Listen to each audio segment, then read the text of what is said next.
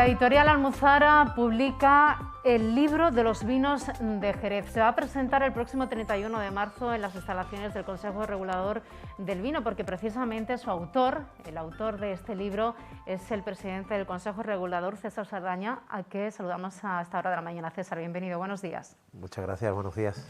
Bueno, vamos a hablar del libro de los vinos de Jerez. Por los testimonios de colegas, de expertos y profesionales del sector que lo han leído, todos tienen el nexo en común en que se trata de un gran manual para conocer toda la naturaleza del vino, no solamente desde su elaboración, sino de toda su implicación en todo el entorno. Te remontas incluso hasta 3.000 años, hasta hace 3.000 años. Cuéntanos un poco qué podemos encontrar y cómo puede servir este libro, el libro de los vinos de Jerez, para que el resto de las personas, ¿no?, pues conozcamos un poco todo lo que tiene que ver con nuestro bien más preciado. Efectivamente yo creo que si hay que definirlo, yo diría que es un manual, y creo que en ese sentido está bien definido, porque lo que pretende es un acercamiento a los vinos de Jerez desde ángulos muy distintos. Has mencionado la historia, por supuesto que es muy importante, porque de alguna forma la historia explica por qué es un vino tan singular, tan diferente. Muchos de los rasgos, muchas de las características de los vinos de Jerez tienen una componente histórica y una razón histórica, una razón de ser que se entiende mucho mejor si miramos hacia atrás. Pero bueno, la historia es una parte, el propio paisaje es otra parte, la viticultura, la elaboración, la vinificación, la crianza, y luego todo el amplio abanico cultural que tiene el vino de Jerez, su arquitectura, su lenguaje. Hay una bibliografía también de la que estoy particularmente orgulloso. Hay incluso referencias y capítulos a esos otros productos hermanos del vino de Jerez, como son el brandy de Jerez o el vinagre de Jerez. En definitiva, es un trabajo que pretende, pues eso, ser un manual. Es producto de la absoluta necesidad que tengo y que percibo de explicar un poco más este vino para que la gente lo conozca mejor y lo ame más. Porque se contextualiza en toda su vertiente, en todas las vertientes. Has comentado el tema histórico, el patrimonial, incluso el urbanístico, el histórico, y también la propia elaboración del vino, ¿no? Es bastante explicativo según los diferentes procesos, ¿no?, que ha pasado el vino de Jerez. Bueno, el libro de verdad es el resultado. Tampoco yo tengo una vocación de escritor, pero es el resultado, yo creo que lógico, mirándolo con cierta perspectiva, es el resultado de de casi 20, algo más de 20 años realmente, algo más de 20 años de actividad didáctica desde el Consejo Regulador a través de lo que llamamos la Sherry Academy, o el aula del vino de Jerez. Sí. Es un proyecto formativo, es un proyecto en el que en absoluto he estado solo, porque me han ido acompañando durante todos estos años, pues todos mis compañeros del Consejo, y con el que lo que pretendíamos, pues lógicamente, es hacer el vino de Jerez algo más accesible. Hay una idea generalizada en el mundo del vino de que el Jerez es algo complicado, es algo pues realmente, pues, y nos empeñamos muchas veces en dar un mensaje un poco críptico, ¿no? Un mensaje de que esto es muy complicado, de que esto, en fin, no te lo puedo explicar porque esto es realmente algo que es un misterio insondable. Bueno, el Jerez, como digo en el libro, el Jerez es milagroso pero perfectamente explicable. Es decir, hay componentes muy...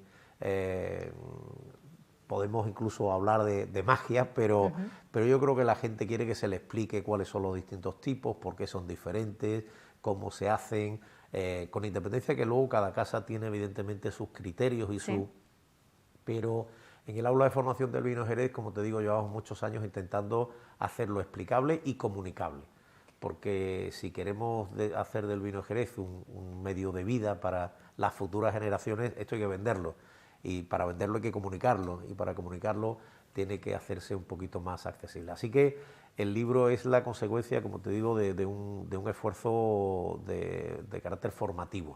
Porque claro, te iba a preguntar, ¿para quién va dirigido, ¿no? ¿Quién es el público receptor de de esta publicación, de este libro, para gente que no tiene ni idea, que no sabe nada absolutamente del vino de Jerez, incluso para personal experto que también puede complementar lo que a lo mejor ya tenía bajo su conocimiento? Yo creo que los libros tienen distintos usuarios y distintas formas de uso, por decirlo así, ¿no? Entonces este es un libro que las personas que sean buenas aficionadas al mundo del vino, incluso al mundo del vino del Jerez, pues seguro que van a encontrar cosas, seguro que van a encontrar pues algunos aspectos que desconocían.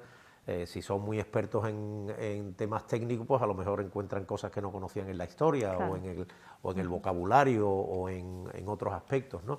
Entonces yo creo que para los aficionados creo que puede ser un instrumento interesante, y para las personas que se estén acercando al mundo del vino de Jerez, pues creo que también porque he intentado hacer las cosas suficientemente o sea, quiero decir, accesibles, con un lenguaje relativamente accesible. Hay aspectos, lógicamente, un poco más que requieren algo más de conocimiento, pero trato de llevar a todo el mundo de la manita por este mundo tan amplio y tan rico, tan diverso. En ese sentido, yo creo que también una de las virtudes que tiene es que, bueno, pues hay aspectos o curiosidades o anécdotas incluso. Hay unas referencias a unas reseñas a unas 30 y tantas bodegas, que son bodegas evidentemente que forman parte de la historia y del presente y del futuro del vino de Jerez, así que también para las personas, no sé, interesadas en aspectos concretos, en marcas concretas, en historias concretas, pues creo que hay también. Yo creo que quiero que sea para un público muy amplio, pero evidentemente tiene un carácter, como te digo, didáctico. Claro, es precisamente ese carácter formativo, ese carácter didáctico el que lo hace único o diferente con respecto a otras publicaciones que a lo mejor se han realizado alrededor de lo que es el vino de Jerez. De hecho, Beltrán Domecq dice que, bajo su opinión, es el mejor libro que se ha escrito para conocer, dice, este vino tan complejo y excepcional, bueno, que es el vino de Jerez. Y es muy generoso, y además es el autor también de otro libro importantísimo, como es el Jerez y sus misterios, que realmente es una obra maravillosa. Claro, desde la perspectiva de un protagonista, quiero decir, él ha vivido, bueno, todos hemos vivido el vino de Jerez en primera persona, ¿no? Pero él como elaborador y como miembro de familia señera, entonces digamos que hay aspectos en común y otros aspectos que son diferentes, ¿no? Desde luego, como te digo, lo que pretende ser es una obra pues relativamente completa, en relación a estos vinos, por lo menos tan completa como yo soy capaz de plasmar después de 30 y tantos años dedicados a este bendito producto, ¿no?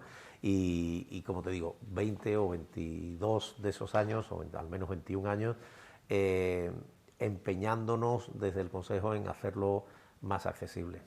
Desde el punto de vista más personal y más interior, ¿cómo ha sido la elaboración de este libro? Porque he preguntado, bueno, ¿cuánto tiempo le ha llevado? Bueno, hay algunas cosas que ya estaban realizadas hace años y otras durante el confinamiento, pues he tenido tiempo, ¿no? Bueno, yo escribo fácil, yo escribo fácil y si no, mal me iría teniendo que hacer tantas actas de tantas reuniones y tanto. Escribo con mucha facilidad.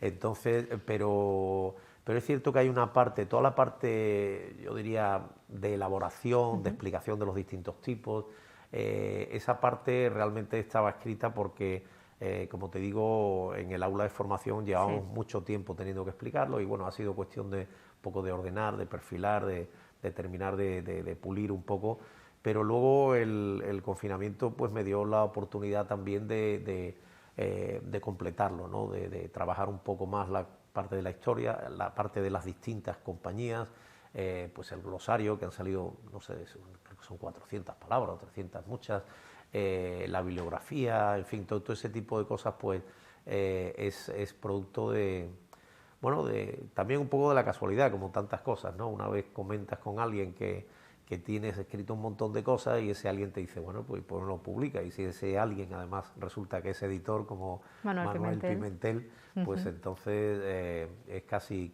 inevitable. Cometí la torpeza, pero ahora me alegro, la verdad, de comentarle también a Manolo una de mis aficiones, que es el dibujo. y entonces pues todas las ilustraciones pues son también mías, ¿no? Entonces, bueno, estamos descubriendo entonces otra faceta él de César Saldaña. se empeñó Qué bueno. en que lo ilustrara Ajá. y efectivamente, pues claro, ilustrar un libro de 460 y tantas páginas, aunque sea solo un dibujo por capítulo, pues implica hacer muchos dibujos y esa ha sido la parte que, digamos, que ha consumido algo más de tiempo, ¿no? Porque realmente el libro podía haber salido antes, pero para que fuera una obra más personal, Sí. pues también, como digo, las ilustraciones son mías. Y una vez que lo ha visto ya en papel, que lo ha podido tocar, que lo ha podido ojear, ¿cuál ha sido la impresión, ¿no? Al ver ya ese resultado, tanto con el contenido, incluso con esas ilustraciones, ya pues hecho una realidad. Las sensaciones son buenas, ¿no? La verdad que es una sensación muy agradable y muy, en fin, yo creo que de legítimo orgullo, ¿no? Pero claro, son cosas, de entrada, por más que uno corrija, rápidamente aparece algún gazapillo, pero bueno, nada realmente grave, todo lo contrario, ¿no? Pero, y luego, bueno, es ponerle cara a la criatura que en la que has estado trabajando durante tanto tiempo. La verdad es que hubo un momento cuando me presentaron la portada que me quedé, porque claro, yo no, quiero decir, nunca me había imaginado, o sea, yo no me había imaginado una portada y de pronto ahí está y tal, y entonces dice, oye, ¿te gusta o no te gusta? No sé si me gusta, creo que sí, pero tengo que decir que cuanto más la veo, más me gusta. Pero comento esto, que es una simple anécdota también, porque me dijeron entonces desde la editorial una cosa que a mí se me quedó marcada, y es que un libro lo escribe su autor, pero la portada es del editor.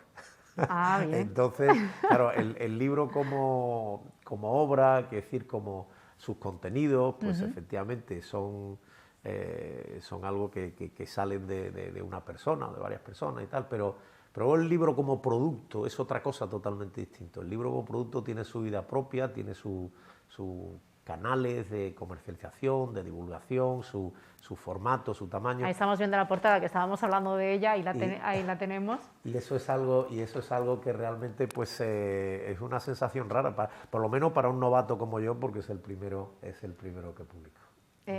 ¿La portada es el Castillo de Macharnudo? La portada es el Castillo de Macharnudo, efectivamente, es un dibujo del Majuelo, de esa viña tan emblemática y de esa edificación que es... y luego arriba hay una especie de una pequeña maqueta que explica... son dibujos del interior y las que ha elegido el editor para la portada, una de ellas es una maqueta de una bodega en la que se explica un poco la arquitectura tradicional de las bodegas catedrales y en fin, bueno, pues es una... A mí realmente lo que me parece, bueno, también tuvimos nuestras discusiones sobre el título, porque claro, a mí me parecía un poquito una osadía llamarle el libro de los vinos Jerez. Mire usted, hay muchos libros sobre el vino Jerez, pero nuevamente el editor impuso su criterio y dijo que hoy en día que todo se busca por internet, que todo es temas de SEO y en fin, de posicionamiento tal, web, pues, y todo esto. Cualquier otro título más poético o más que era con lo que yo inicialmente pues un poco lo que tenía en mente, pues nada, que eso no, que había que ir al pan y al vino para que la gente pudiera encontrarlo fácilmente. De todas formas, me permití la licencia de incluir un subtítulo en el que sí se expresa claramente mi intención. Es una guía para comprender unos vinos únicos. Es lo que decíamos al principio, es una guía, es un manual, es algo que permitirá a la gente acercarse y entender mejor los vinos. Decía mi padre que se ama lo que se conoce. Exacto. Así que se trata de que la gente lo conozca mejor, que los ame y que al final que los consuma más. Y que lo disfrute, ¿no? Que lo disfrute. Y también que se vaya ampliando, ¿no? A través de esta lectura, pues esos amantes, esos sherry lovers, ¿no? Que hay repartidos por todo el mundo. El 31 de marzo de este mes es la presentación del libro, sí, oficialmente en las instalaciones de las bodegas San Ginés en el Consejo Regulador. Sí, porque también, lógicamente, quería que estuviera Manuel Pimentel y por problemas de agenda suyos, míos, pues nos hemos ido hasta final de mes, el libro está ya a la venta, pero bueno, lo presentaremos oficialmente el día 31.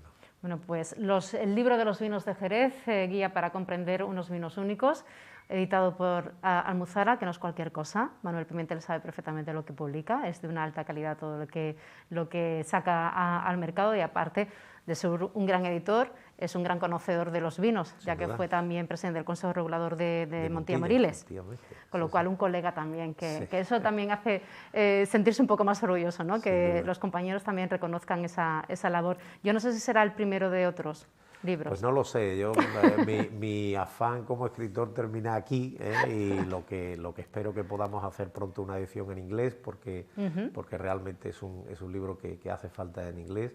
Y bueno, lo de la segunda edición siempre, como uno empieza ya a detectar pequeños errores, a ver, vamos a corregirlo en la segunda.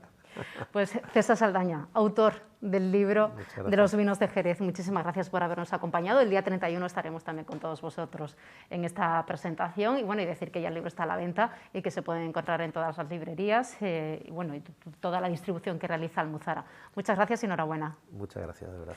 Nos vamos directamente hasta el Ayuntamiento de Jerez. Allí la teniente alcaldesa de Economía, Hacienda y Recursos del Ayuntamiento de Jerez, Laura Álvarez, va a ofrecer a continuación una rueda de prensa en la que abordará diferentes asuntos de actualidad. Nos quedamos con la señal en directo desde la calle Consistorio. Yo entro. Que voy a calcular los intereses de Urbacé. Cuando yo entre, os doy paso. 80 por 16,7 entre 50. Buenos días.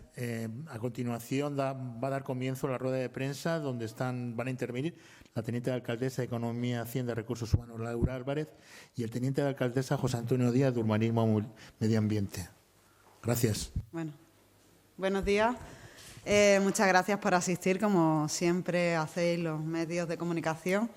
Antes de empezar con el tema que vamos a abordar, los temas que vamos a abordar en la rueda de prensa, quería informar para deciros que ya tenemos una referencia en la página web de este ayuntamiento para todas aquellas personas, que son muchas las que nos están llamando y poniéndose en contacto con nosotros, que quieran ayudar al pueblo de Ucrania. Y ese enlace lo podemos ver en la página web municipal. Abajo tenemos un banner que dice Jerez con Ucrania, y si no, fácil, la referencia jerez.es/Jerez con Ucrania, y ahí vais a tener toda la información de cómo podemos ayudar en esta situación tan difícil que están sufriendo un pueblo vecino. Y ya digo que son muchas las personas que se están poniendo en contacto con nosotros, ¿vale? Y bueno, ya directamente paso al tema por lo que os convocábamos, que era para explicaros que ya hemos convocado una comisión de pleno de economía para poder aprobar en pleno el plan de pago a proveedores. Bien, como recordaréis, ya os hemos informado de que veníamos trabajando desde hace un tiempo en un plan de pago a proveedores que el Gobierno de Pedro Sánchez ha puesto para que podamos los ayuntamientos que estamos en una situación difícil, pues tener medidas que alivien a la tesorería, y sobre todo para que esas empresas, grandes y pequeñas, puedan cobrar esa deuda que tienen con este ayuntamiento. Es una medida que veníamos pidiendo hace muchísimo tiempo y que, una vez más, es el Gobierno de Pedro Sánchez el que responde a esta petición de los ayuntamientos. Es un procedimiento que no solamente se va a sumar el Ayuntamiento de Jerez, sino que también sus entidades municipales se han sumado, y que al final habíamos subido un total de 32 millones de euros a la plataforma del Estado, y que esos 32 millones de euros se conforman de las facturas que estaban en contabilidad en julio del 2021. Tengo que decir que una vez que hemos subido a la plataforma esas facturas, las empresas han tenido un periodo para poder aceptar o no aceptar las condiciones del plan de pago a proveedores, y que al final vamos a suscribir un plan de pago a proveedores por un total de 6,751.283. O sea, de los 32 millones de euros han aceptado por un total de 6,7 millones de euros. Bueno, ¿por qué 6,7 millones de euros de esos 32 millones que habíamos subido para que se pudieran sumar a este plan de pago a proveedores? Bueno, pues hay varias explicaciones que hay que poner encima de la mesa. En primer lugar, tengo que decir que el volumen importante de deuda lo tiene este ayuntamiento con las dos concesionarias del servicio de limpieza, que en este caso, sobre todo, es Urbaser, con la que teníamos el gran conflicto, y FCC. Ninguna de estas dos empresas ha aceptado las condiciones del plan de pago. ¿Por qué? Bueno, pues principalmente han sido muchas las horas que hemos tenido para poder trabajar con ellos y poder convencerlos de que se sumaran, pero ¿qué ocurre? Ocurren dos circunstancias muy diferentes a lo que ocurría en el 2012. En el 2012, fijaros, Urbaser metió 80 millones de euros en el plan de pago a proveedores, renunciando a más de 26 millones de euros. Eso fue el 2012. Y en este caso, cuando teníamos una deuda de 13 millones de euros y la cantidad de renuncia a la que tenían que hacer no llegaba a los 3 millones, no han querido renunciar a los 3 millones de euros. Cualquier persona con un poquito de sensatez pues no puede entender esta decisión, ¿no? Porque cuando metes 80 y renuncias a más de 26 millones de euros, y en este caso la renuncia no llegaba a los 3 millones de euros, no han aceptado. Pues dos motivos principales que son los que tenemos que poner encima de la mesa. Una deuda de este tipo va devengando cada año que pasa un 8% de interés. Si veis, es un interés bastante más alto del que paga cualquier banco. Por lo tanto, tengo que decir que una empresa le interesa más en estas circunstancias, ¿no? Cuando tiene una cantidad de deuda de este tipo, le interesa más mantener esa deuda comercial que asumir, renunciar a los intereses. Y además también tengo que decir otra cosa, el ayuntamiento paga y las empresas lo saben. No tiene nada que ver el escenario que tenemos ahora, porque saben perfectamente que venimos pagando las facturas de corriente, que la situación que había en el 2012, que era una situación de absoluto colapso y que llevó a Urbaser a aceptar renunciar a más de 26 millones de euros.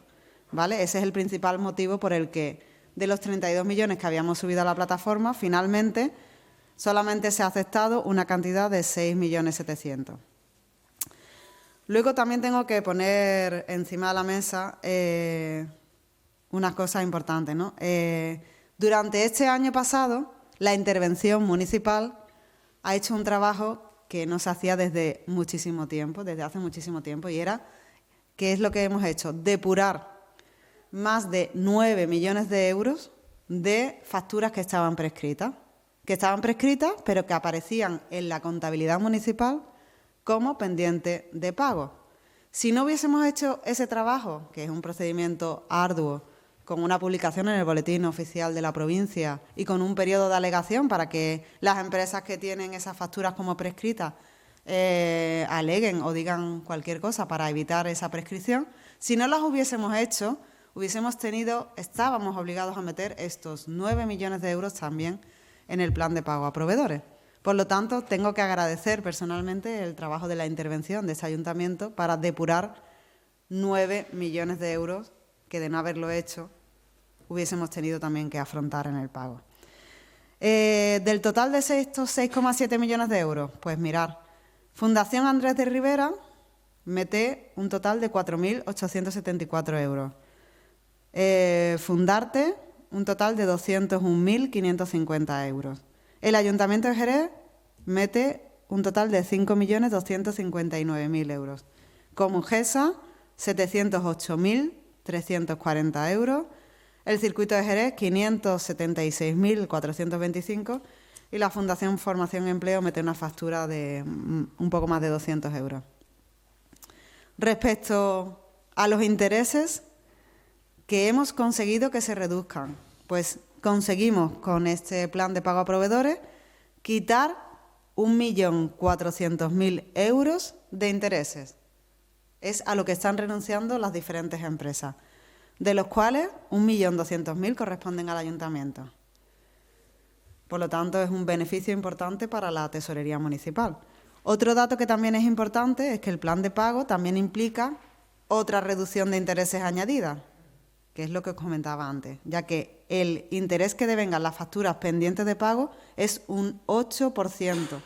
Es muy superior al que tendremos que pagar a los bancos con los que se firma el plan de pago, que estimamos sea un 0,64%. Fijaros, hay una diferencia de más de 7 puntos entre el interés que vamos a pagar a los bancos y el interés que vamos devengando todos los años por las facturas pendientes de pago. También son muy beneficiosas para el ayuntamiento las condiciones del préstamo, no solo por el bajo tipo de interés que os acabo de comentar, sino porque además se establece un periodo de carencia de 4 años, es decir, que hasta dentro de 4 años no empezamos a pagar a los bancos. Y, por cierto, hablando de bancos, hay una parte de la oposición que critican que suscribimos fondos de ordenación o, en este caso, un plan de pago. Parece que olvidan que realmente estos mecanismos, aparte de las bondades que suponen para la tesorería municipal, lo que permite es cambiar deuda a empresas por deuda a bancos. En ese sentido, este Gobierno tiene muy claro que preferimos deber a los bancos y pagar a las empresas que no sumarnos a estas iniciativas y seguir debiendo a las empresas.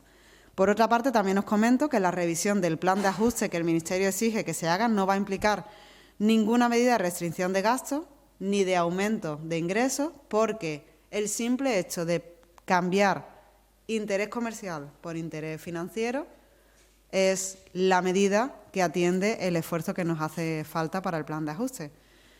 Y por mi parte, en ese sentido, no tengo nada más que decir. Así que le doy la palabra a mi compañero José Antonio. Gracias a toda la prensa que se reúne hoy aquí en esta sala de prensa y que sigue esta rueda. Quiero anunciar, que ya sabemos que ha salido en prensa, pero dar detalle sobre el convenio urbanístico que hemos suscrito para las obras de urbanización y culminación del sector de CROF. Un acuerdo histórico, un convenio que va a permitir desarrollar urbanísticamente este sector, un convenio urbanístico que va a permitir generar actividad económica y empleo en el presente, que va a permitir poder desdoblar la antigua Nacional Cuarta, la carretera a la altura de CROF, y que va a permitir pues implantarse nuevas empresas en este sector, como son en las bodegas de CROF. Un acuerdo importante que se divide en 6 fases de ejecución, 6 fases en el que se tiene que dar cumplimiento al convenio urbanístico primitivo. Simplemente lo que hacemos es una modificación faseada del propio convenio. No hay ningún cambio de edificabilidad, del número de viviendas, absolutamente nada. Simplemente flexibilizamos para que se pueda desarrollar por fase y sea viable. Un convenio que va a marcar un antes y un después, puesto que estamos hablando de unos de los puntos negros de nuestra ciudad desde el boom inmobiliario, en el que quedó totalmente bloqueado y que el Gobierno de Mamen, el Gobierno de las inversiones, el Gobierno serio, responsable y resolutivo ha dado solución a este sector que, en cierta manera, mutilaba las vías de comunicación de nuestra ciudad. Es una muestra de que el punto de inflexión que se ha generado desde la llegada del Gobierno de Mamen, no solamente con el sector de CROF, sino también con cooperativas, el antiguo Palacio de Congreso, también con Rianal, Esteve y otros tantos asuntos que hemos desbloqueado, como Polígono Guadalquivir, Polígono Norieta, que también se van a desarrollar urbanísticamente, y viene a ser un punto de inflexión de recuperación, de confianza, de certidumbre que estamos dando a los inversores y, sobre todo, para generar actividad económica y empleo. Puedo avanzar que en los próximos meses se producirá la ejecución de las obras de urbanización del desdoble y de todo el entorno de urbanización de la actividad económica, dando cumplimiento a la fase 1 y fase 2 del sector de CRO y que nos va a permitir, como digo, eliminar uno de las ronchas, uno de los puntos negros que tenía esta ciudad. En segundo lugar, y ante las informaciones que han salido en la prensa de manera sesgada, interesada, pues quiero aclarar sobre el Barroso que hay que tener en cuenta sobre la base dos cuestiones. Hay dos vías, una urbanística y otra medioambiental. En cumplimiento de las condiciones urbanísticas, reúne todas las condiciones, puesto que nuestro plan general lo permite nuestro plan especial de recursos eólicos condicionada a la autorización ambiental de la Junta de Andalucía y, por tanto, al día de hoy, la Junta de Andalucía en el año 2020 otorga la autorización ambiental al propio Parque El Barroso, no habiendo ningún tipo de objeción y corroborando, desde el punto de vista urbanístico, pues la viabilidad del proyecto. A partir de ahí, nosotros estamos firmando convenios con todas las empresas eólicas y fotovoltaicas, como viene en las recomendaciones y en la normativa vigente. Hay que decir claramente, cuestión que no se ha dicho hasta el día de hoy, que en las líneas aéreas los propietarios tienen un acuerdo con el 88% de los propietarios, es decir, 24 de 27. En cuanto al parque, tienen un acuerdo con el 86% de los propietarios, es decir, 36 de 42. Y en cuanto a los aerogeneradores, donde están ubicados, tienen un acuerdo del 100%. Es decir, la empresa Capital Energy llega a un acuerdo mayoritariamente con los propietarios. Mayoritariamente con los propietarios, 88% y 86%. Además, hay que aclarar que en este caso las manifestaciones que se hacen en la prensa sobre varias sentencias, quiero dejar claro que, por un lado, aquí no se divide el parque en dos fases, solamente hay un parque y solamente hay una autorización ambiental. Por tanto, no es de aplicación, entendemos, esa sentencia de Galicia.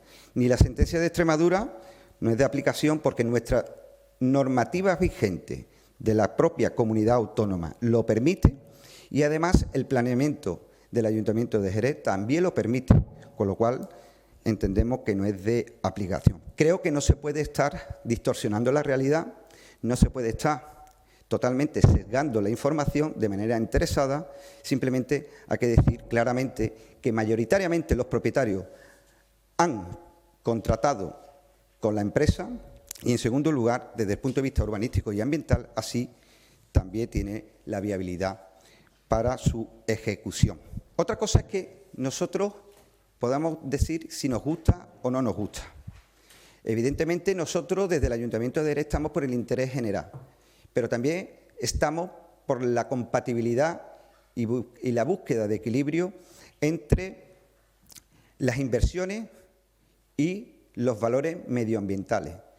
Por eso mismo, en nuestro plan general no prohíbe expresamente que no se puedan instalar, en este caso, eólicas. Sí prohíbe fotovoltaica en las zonas de viñedo, pero no prohíbe expresamente la instalación de eólica en los viñedos. Por eso nosotros hemos anunciado la modificación de nuestro plan general para prohibirlo expresamente en los próximos meses. Pero al día de hoy no existe ningún tipo de inconveniente ni urbanístico y ambiental, que en este caso la Junta de Andalucía es la que tiene que darle la viabilidad y, en este caso, la autorización, como lo tienen al día de hoy la empresa. Porque aquí estamos entrando en una valoración paisajística, que este ayuntamiento no es competente.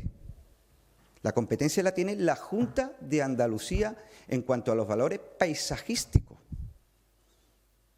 Nosotros tenemos la competencia urbanística, que al día de hoy, de acuerdo con nuestro planeamiento y de acuerdo con el Plan Especial de Recursos Eólicos, se permite, porque no existe una prohibición expresa. Ahora bien, los valores medioambientales y paisajísticos le corresponde a la Junta de Andalucía, la cual otorgó la autorización en el año 20. Por tanto, quiero dejarlo meridianamente claro y que, además, referente a la resolución de la utilidad pública de la línea de evacuación, en este caso le corresponde también a la Junta de Andalucía, que está en tiempo y forma de resolver o bien afirmativamente o negativamente a la utilidad pública. Por tanto, nosotros desde aquí siempre hemos apoyado al sector, hemos apoyado siempre las energías renovables, puesto que con la crisis energética que está teniendo no solamente Europa, sino nuestro país, se hace más necesario invertir y desarrollar nuevas fuentes de energía renovable para ser competitivo y, sobre todo, buscar energía alternativa a las fósiles. Por tanto, creo que no se puede estar sesgando continuamente la información de manera interesada y simplemente dejarlo meridianamente claro la postura de este ayuntamiento, que siempre va a estar con los viñistas, pero dentro de la legalidad. Y la legalidad urbanística lo permite, la legalidad medioambiental lo permite. Y al día de hoy nosotros lo que vamos a promover una modificación del Plan General para prohibirlo expresamente, cuestión que no está actualmente en nuestro Plan General. Más allá de ahí sería prevaricar y acometer irregularidades administrativas que este ayuntamiento ni los técnicos de urbanismo lo van a hacer. Hay que dar cumplimiento a la legalidad y a la seguridad jurídica, que es lo que tiene que hacer el Ayuntamiento de Jerez.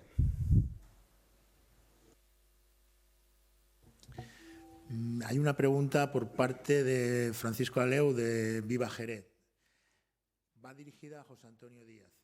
Bueno, pues hasta ahí esa comparecencia de prensa, protagonizada en primer lugar por la teniente de alcaldesa de Recursos, Economía y Hacienda del Ayuntamiento de Jerez, Laura Álvarez, quien ha hablado de las cuentas, de cuestiones económicas, y también, por segundo lugar, el primer teniente de alcaldesa, José Antonio Díaz, responsable de urbanismo, hablando sobre esas informaciones publicadas relacionadas con el desdoble de Croft, los terrenos de Croft, de la zona norte, y también sobre esas licencias otorgadas para centrales y para sistemas de energía renovable en la zona de El Barroso. Nos vamos a publicidad. A la vuelta entramos ya en la recta final del programa y lo vamos a hacer como cada lunes con el Ateneo de Jerez para conocer la programación que tiene prevista para esta semana.